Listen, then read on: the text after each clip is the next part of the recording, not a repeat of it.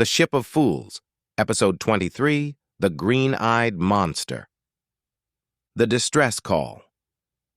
The Battlecruiser, PP-608, drifted through a quiet star lane when Aurora's voice cut through the bridge. "Commander, I am detecting a distress signal. Single occupant. Life signs weak." Banning straightened. "Source? A drifting escape pod. No identifying transponder." Moxie leaned forward. "Could be a trap." Snipes shrugged. "Could be a survivor." Aurora added, "Probability of deception, 42%. Banning sighed. "Of course it is. Bring it aboard." The escape pod was reeled into the docking bay, its hull scorched, its systems flickering. When the hatch hissed open, a man collapsed into Moxie's arms. He was handsome in a way that felt godlike. Strong jaw, tousled hair, eyes like polished amber. His smile, even half-conscious, was disarmingly warm. "Oh," Moxie whispered. Banning's expression darkened instantly. "Oh," he muttered. The man blinked up at Moxie, voice soft and melodic. "Am I in heaven?" Snipes snorted. "Buddy, you're on the PP-608. So, no, definitely not heaven." Moxie helped him stand. "What's your name?"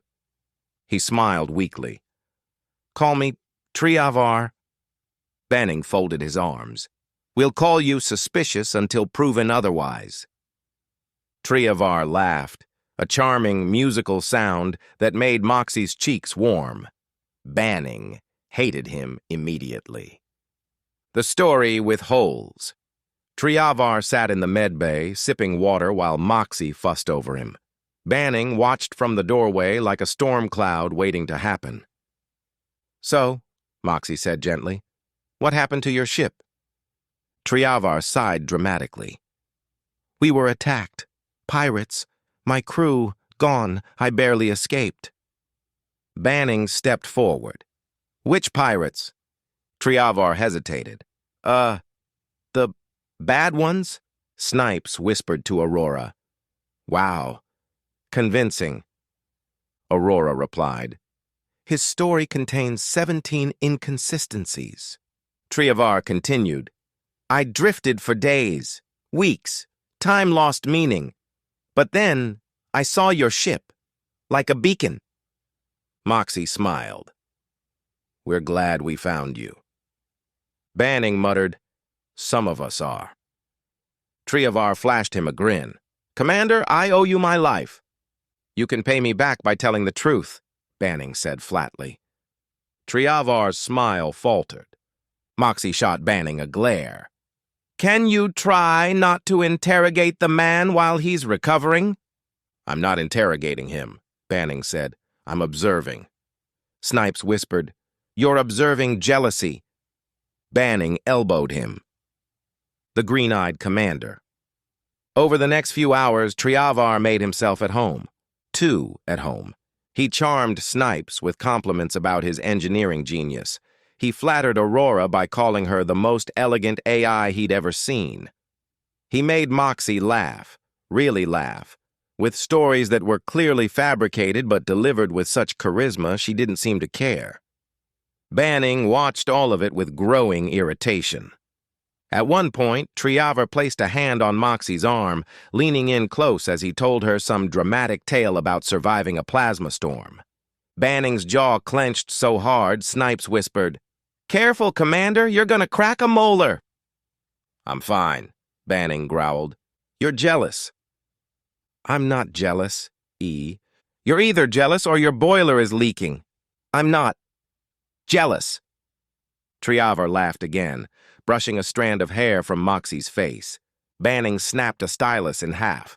Snipes nodded. "Yeah, totally not jealous."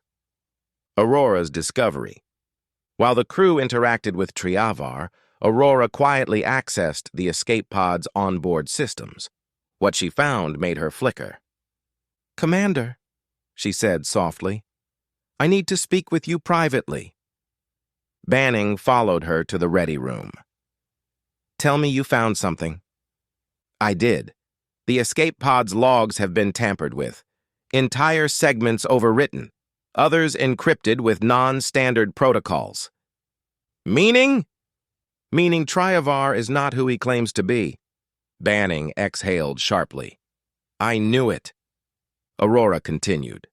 Additionally, the pod's internal sensors recorded transformations. Banning blinked. Transformations? Aurora projected a hologram.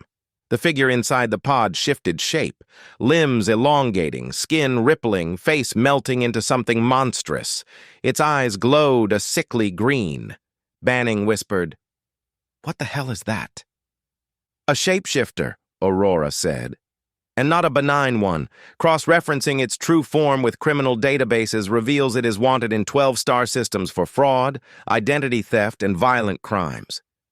Banning's expression hardened. "And it's on my ship. Flirting with my crew." "Primarily with Moxie," Aurora noted. Banning groaned. "That makes it worse."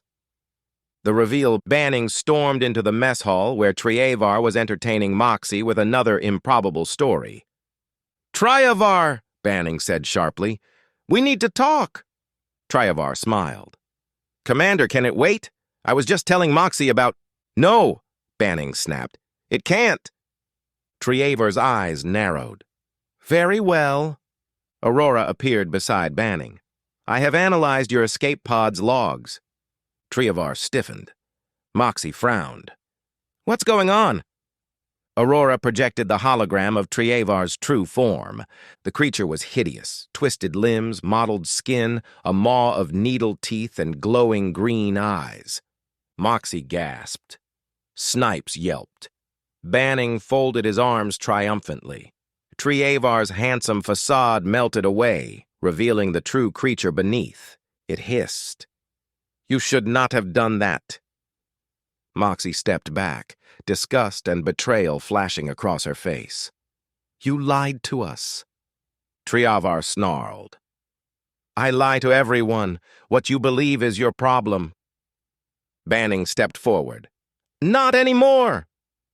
The authorities arrive. Aurora had already contacted the nearest law enforcement outpost. Within minutes, a patrol cruiser docked with the ship. The alien officers who boarded were heavily armed and visibly nervous. "You have the fugitive?" their leader asked. Banning gestured to the restrained shapeshifter, now bound in containment fields.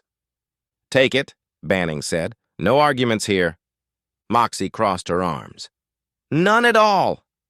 Snipes added, "Please, take it." The officers stared at the creature in awe. "You captured this thing? It has evaded us for years." Banning shrugged. "We're humans. We react creatively." The officers bowed. "We are in your debt." As they escorted the shapeshifter away, it turned its glowing green eyes toward Banning. "You will regret this," it hissed. Banning smiled coldly. "Get in line." Aftermath. The ship felt lighter once the creature was gone. Moxie sat in the mess hall, staring into a cup of tea. Banning approached cautiously. "You okay?" he asked. She nodded. "I feel stupid." "You're not stupid," Banning said. "You're trusting. That's different." She looked at him. "You really hated him, didn't you?" Banning hesitated. "I didn't trust him." "That's not what I asked." He swallowed. "Yeah, I hated him." Moxie smiled softly. "Good." Banning blinked. "Good?" She stood brushing past him with a smirk. "Means you care." He watched her go, heart thudding. Snipes appeared beside him.